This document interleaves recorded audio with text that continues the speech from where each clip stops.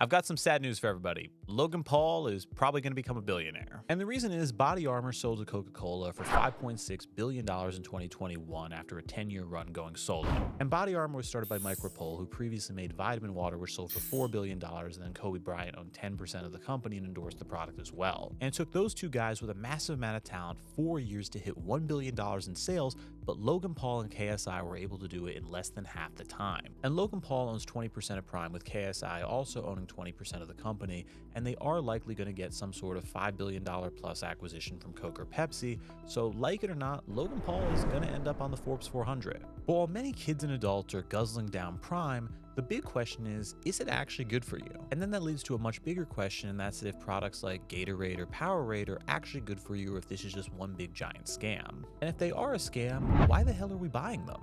And hey guys, I'm Charles Peralo, and today we're going to take a look at the health aspects of Prime.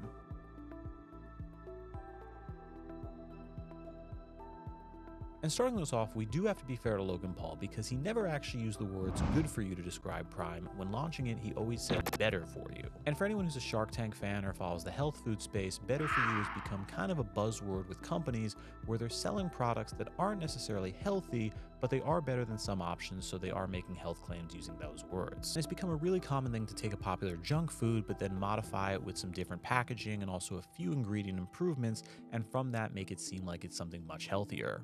And probably the best guy on social media exposing this is Cheat Day Design, where he's an entire series taking unhealthy food items like Snickers or Skittles, highlights some of the better ingredients in them, and then repackages them to seem like they're healthy items. And he does it just to expose deceptive marketing with a lot of health food companies that are selling something that's no better than a Reese's Peanut Butter Cup. And there are a lot of companies that are pretty big offenders in this space. Lenny and Larry Cookies, for example, where they do things like claim that their cookies have 2 servings per package, but there's only 1 cookie in there, and realistically, nobody's going to cut a cookie in half and then save a stale piece for later. And they do it just because they don't want people to know their cookie is 500 calories and people will feel better when they see 250 calories per serving. And just to show how bad those cookies are for you, they only have 3 grams of protein per 100 calories, and they are marketing themselves as a protein cookie.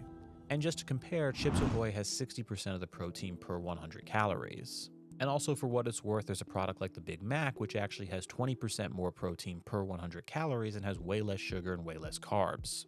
And then there's another offender with Cliff Bars, where they have 260 calories per bar, which puts them around the same as a Snickers, which a Cliff Bar actually has 2 grams more sugar than a Snickers bar does, and it also has only 22 grams of protein compared to a Snickers bar at 20 grams. And Cliff Bars actually have 44 grams of carbs compared to a Snickers at 28.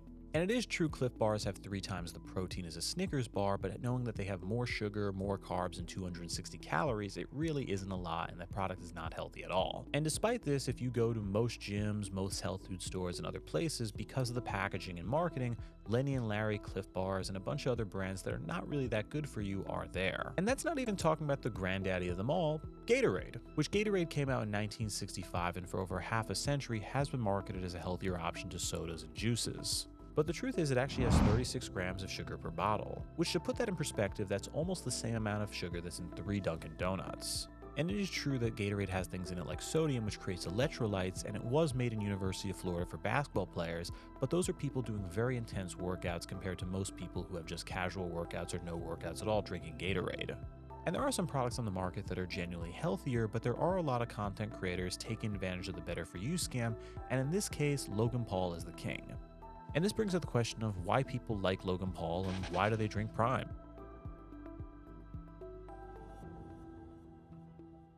In 1882, Lily Langtry was a famous socialite living in the United Kingdom, and to make money, she was offered a deal to become the face of the brand Pears soap and used on all their packaging. And because she was so well known, sales actually went up significantly just because she had her face on the product. And this was the first time a celebrity actually ever endorsed a product, and from that it changed the world. And in the beverage world, it was what actually gave Pepsi an advantage over Coca-Cola in the early days. Where when Coke first started, it was doing these very classically inspired ads, but then here comes Pepsi, where they hired Barney Oldfield, who was a race car driver back in the day, to be their first spokesperson, and sales did go up. And since that point, celebrity endorsement deals have become a multi-billion-dollar-a-year industry, where someone like George Foreman makes $170 million selling grills, Taylor Swift makes $26 million advertising Diet Coke, and Messi was actually able to make $1 billion for the biggest sponsored deal ever with Adidas. But lately there's become this big trend with celebrities moving away from endorsing other companies' brands and trying to start their own. where it really began with George Clooney, who launched Casamigos and then 4 years later, due to the success, was able to sell it for $1 billion. Or Kylie Jenner, who had a reported net worth of $900 million just 4 years after launching Lips by Kylie. Or Rihanna, who launched Fenty in 2017, and then by 2021 she was worth over $1 billion because of it. And the reason celebrities are having such luck doing it really does come down to social media, where before social media, if a celebrity wanted to launch a brand, they would have to go through existing infrastructure like TV or magazines, and it would cost millions of dollars in ads to do so. But today, a famous person who has a good following on social media has their own infrastructure, and they can just post the product and get $500,000 in sales seemingly overnight. And then Logan Paul with Prime was the perfect case of this, where he seemed to master what Gen Z and millennials were looking for, where he became really big and even the face of the collector Pokemon card market, so he ran around telling people that certain bottles of Prime would be collectible and hopefully worth more money to boost sales. And he also noticed that kids were watching more YouTube than they were TV, so he had a big advantage that Coke and Pepsi didn't have in the beverage market. And there has been an increased interest in boxing the last 10 years, so he was able to take his rivalry with KSI and turn it into a partnership around Prime. So everything about Prime worked as a business, but there is just the question of, is this poison or is it good? And getting into Prime, the brand does have two product lines, with the first being hydration and the second being energy. And for the hydration line, they do market it very heavily that they have very little sugar at 0 to 2 grams, which is way less than Gatorade at 30 to 40 grams. But the problem is Prime has a lot of stuff in it that they don't have to label as visibly as sugar, which makes people think it's better for you, but it's actually not. With the main ingredient to sweeten Prime being sucralose, which is actually 600 times sweeter than sugar is. But there are a lot of problems with sucralose, where the FDA only recommends having 5 milligrams of sucralose in a diet per day, which, just to compare that, the FDA on sugar has a limit of about 50 grams of what they deem unhealthy. So just to put that simple, a person can consume 10,000 times as much sugar as sucralose for it to be a tie health-wise. And sucralose is linked to a lot of problems such as heart disease, aneurysms, cancer, and probably the most important thing to a lot of people, weight gain. And then another sweetener they use is acesulfame potassium, which actually causes more weight gain than sugar and is worse for your gut. And then there's some nutritionists who have pointed out they might actually be using too much vitamin A, even though vitamin A does seem like it's good for you. And that's because too much vitamin A in the diet can actually cause things like vomiting or heart issues. And the only reason why this stuff doesn't really get labeled more visibly on packaging is because for so many years companies just put sugar in everything, so the FDA really only requires these large labels for sugar. And that's Prime Hydration, which is pretty bad, but what's definitely really bad is Prime Energy, which Prime does contain 200 milligrams of caffeine per 12-ounce bottle, which that's up from the 114 milligrams in a Red Bull. And that's also the same as 6 cans of Coke or 2 coffees. And the energy drink market is $45 billion a year in revenue and is expected to grow to be $105 billion in the next 10 years, so Logan Paul definitely wants part of it. And while the energy drink market has never been the healthiest, Logan Paul has definitely stooped to a new low where he is marketing this more towards children, and because of that, people like Senator Chuck Schumer have actually come out against Logan Paul wanting to investigate the company. So looking at everything, I definitely can't say Prime is a healthy option, but that begs the question, what is?